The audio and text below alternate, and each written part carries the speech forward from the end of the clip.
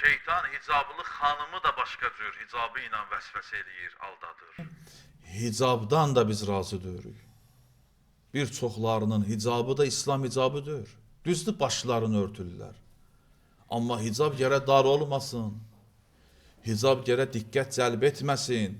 İslam necə buyurub, dinimiz necə buyurursa o cür hicab örtük olmalıdır. Həzrət Zəhra salamullah aleyhanın geyimi nə cür olubdur? Möminələr Allah Rəsulunun qızının geyimin, hicabın özlərinə nümunə götürməlidirlər. Hicabı da öz istədikləri kimi geyinirlər. Diqqət cəlb olunur, dardır bu hicab deyir. Bəziləri elə hicab geyir ki, ola bilsin, hicabsız olsa o qədər diqqət cəlb etməz. Çox təəssüf olsun, düşmən hicabı da müdaxilə eləyir. Şeytan hicablı xanımı da başqa cür hicabı ilə vəsvəsə eləyir, aldadır.